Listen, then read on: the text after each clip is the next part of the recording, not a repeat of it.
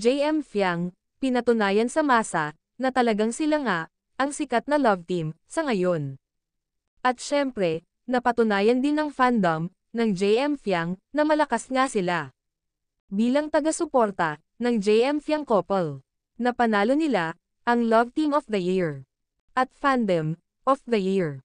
At syempre, ang Pretty E-Girl, ay napanalunan din nito, ang The Most Promising Female, of the Year.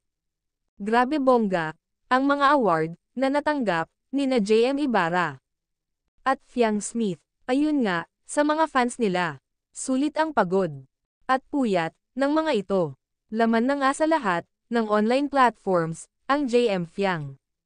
At ganun din, ang kapwa nila, ex-housemates. Lalo silang sumisikat, sa pagdaan, ng mga araw.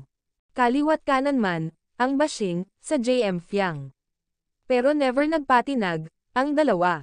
Samantala, hakot award talaga, ang PBB, Gen 11, ex-housemates. Dahil sa naganap, na 6th VP Choice Awards. The Power Couple, JM Fiang, panalo ng 2 awards, Fandom of the Year. At Love Team of the Year. Fiang Smith, panalo, ng Promising Female Star, of the Year. Dongpat, nasungkit, ang BL Love Team, of the Year. Therese Villamor, panalo, bilang Female Star, of the Night.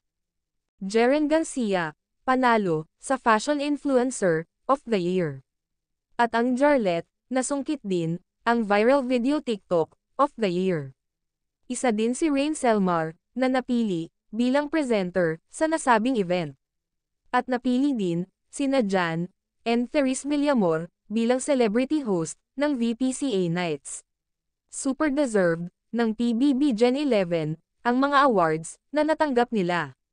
Bongga talaga, ang kasikatan ng PBB, Gen 11. Congratulations guys, keep it up.